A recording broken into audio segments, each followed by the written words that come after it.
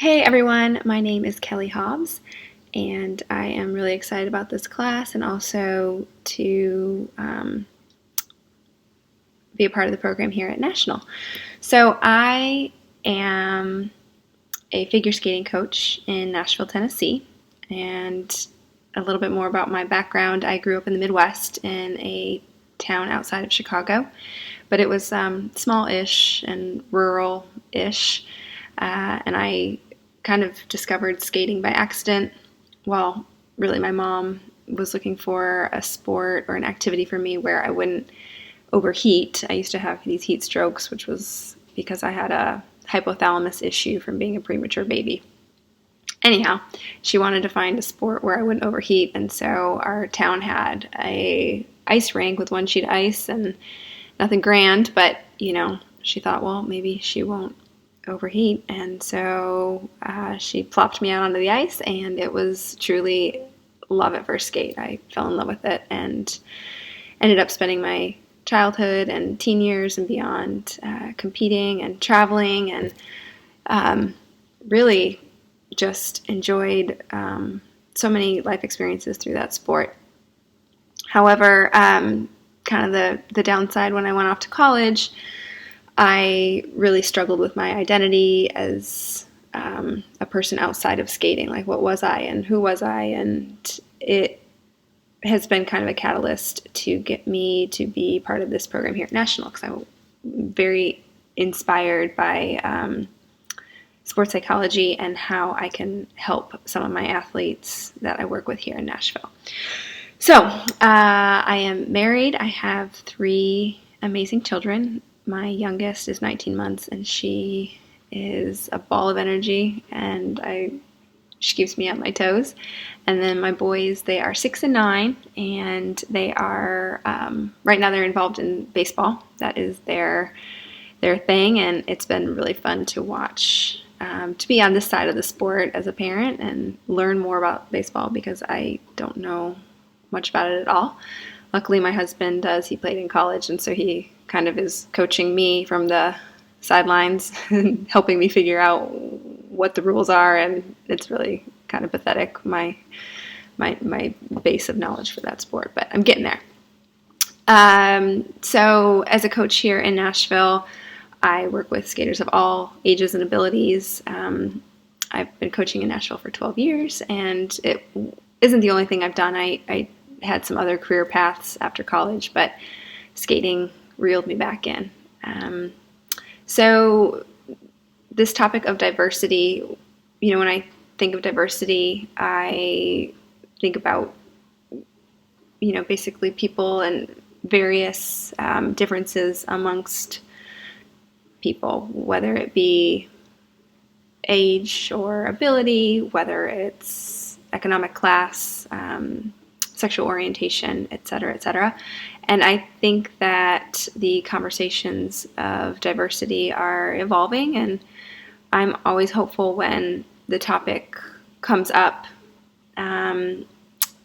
because, to be honest with you, I don't necessarily think my upbringing was maybe as diverse as I wish it had been in some ways.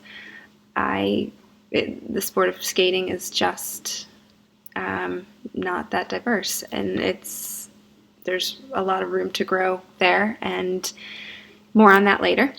But I think that this class will be super beneficial, because it's something that we're working on here in Nashville. So jumping ahead to how diversity affects me as an individual, I would say, on a personal level, one of the best things to happen to me was, while I struggled in college figuring out who I was, I went to a very large university. I went to the University of Wisconsin in Madison, and it was a melting pot in many ways, and it opened my eyes to new cultures, and just learning how important it was to be a good listener and not just assume that what maybe I thought was the way that things were necessarily for people.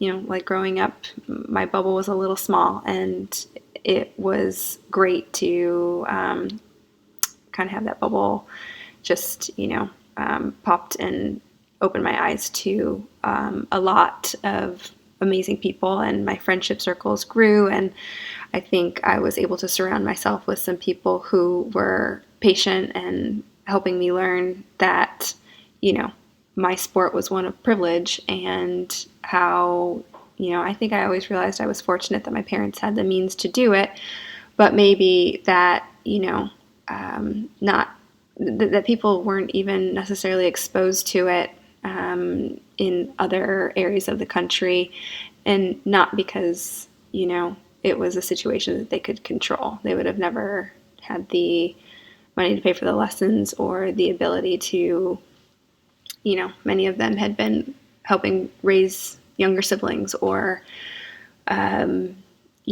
working from a very, very early age. And so it was great. And then also moving to Los Angeles after college, I think also was good from a career standpoint, and working in more diverse environments. And so, yeah, I think there's always room for me to grow. And I think that I've learned the importance of being a good listener, and also trying to advocate for people when I can. And so one good thing that's happening in Nashville here in the skating community is we recognize that there isn't a lot of diversity at the rink, and how beneficial it would be for our skaters and our staff to really pour into groups of people that have maybe never been exposed to skating. And we've arranged a relationship with a school in a very low income area.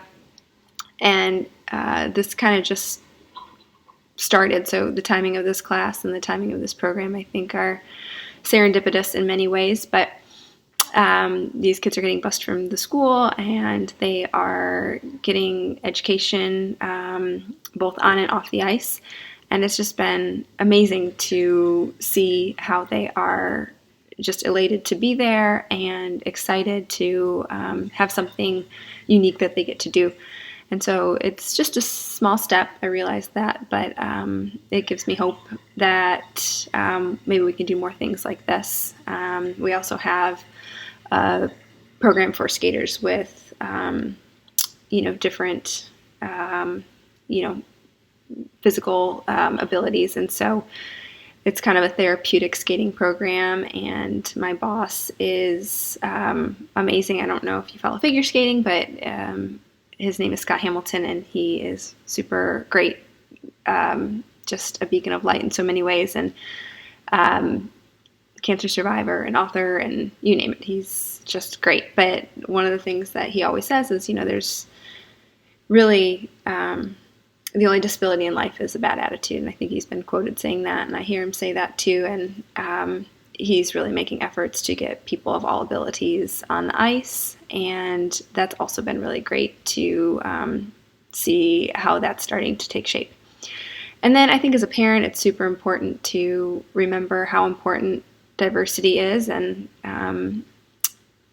my kids are at the age where we can start to have those conversations. And I just tried to make an effort to let them know that I probably don't have all the answers to all the questions. If they see someone being treated differently, or they have questions about, maybe something that someone does or how they act, that it's good to be curious, but it's never good to assume, and it's good to ask questions, but that, we may have to go to other resources to get better answers. So yeah.